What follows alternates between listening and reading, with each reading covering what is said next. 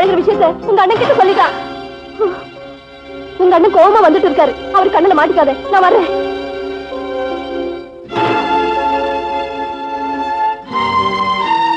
பண்ணையார் மகன் உனக்கு தெரியுமா? பண்ணக்கார மகன் உனக்கு தெரியுமா?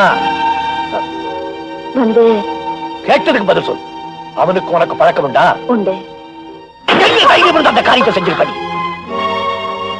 அப்படி என்ன நான் தப்பு பண்ணிட்டேன்? என்னைய கேள்வி கேட்கிறியா நீ? இந்த வீட்டு கன்னி பொண்ணுங்க பெரியவங்களுக்கு தெரியாம ஒரு வளையல கூட தேர்ந்தெடுக்க முடியாது. ஆனா நீ கையில போட்டுக்கிற வளையல் வேற, கையை பிடிக்கிறவன் வேற. உன்னை செல்ல கொடுத்து பட்டத்தை படிக்க வச்ச பாரு. அந்த திமிரில அப்படி பேச இனிமே இந்த வீட்டு வாசப்படி தாண்டக்கூடாது. அண்ணே, முதல்ல எவனாவது பார்த்து கல்யாணம் பண்ணி வச்சிருப்பாரு. அண்ணே, வாசப்படிய தாண்டாதன்னு சொல்லுங்க, கேக்குறேன். அவரை பார்க்க கூடாதுன்னு சொல்லுங்க, பார்க்காம இருக்க. அவரை கல்யாணம் பண்ணிக்க கூடாதுன்னு சொல்லுங்க, சம்மதிக்கிறேன். ஆனா இன்னொருத்தனுக்கு கழுத்து நீட்டுன்னு சொல்லாதீங்க அண்ணே. ஏன்னா மொத்த பொண்ணுங்களுக்கும் எனக்கும் நிறைய வித்தியாசம் இருக்கு. நான் பாண்டியன் தங்கச்சி. அண்ணனுக்கு அண்ணனா, அப்பனுக்கு அப்புறம் அவளை தேர்ட்டே நையாண்டி பேசுறியா நீ? ஒன்ன சொல்லி குத்தம் இல்ல, அந்த பண்ணையார் பேரை சொல்லணும். அவன் எங்க இருந்தாலும் கண்டுபிடிச்சா மட்டும் நான் பேசிக்கிறேன். கண்டுபிடிக்க வேண்டிய அவசியம் இல்ல, நான் இங்கதான் இருக்கேன். அமைதியா கேட்கிறேன், மீனா என்ன கல்யாணம் பண்ணிக்க கூடாதுங்கிறதுக்கு என்ன காரணம்? உன்கிட்ட சொல்ல வேண்டிய அவசியம் இல்ல, ஆனா எனக்கு தெரிஞ்சுக்க வேண்டிய அவசியம் இருக்கு. மணி, சரியான காரணத்தை சொல்லலன்னா என்ன செய்வ?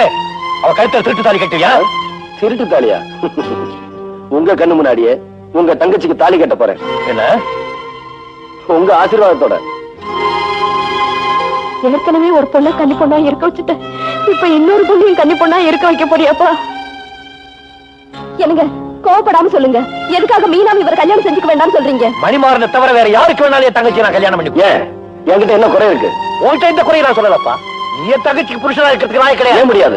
என் தங்கச்சி மணிமாறனுக்கு மனைவியா இருந்து பிரயோஜனம் இல்ல, பெரிய பண்ணையாருக்கு மருமகள் ஆகணும். ஆமா.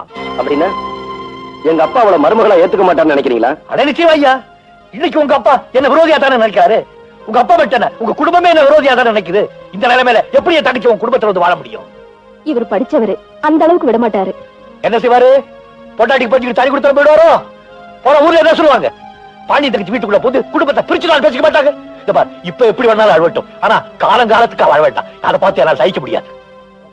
அப்ப எங்க வீட்டு பெரியவங்களை கூட்டிட்டு வந்து முறைப்படி பொண்ணு கேட்டா நீங்க சம்மதிப்பீங்களா?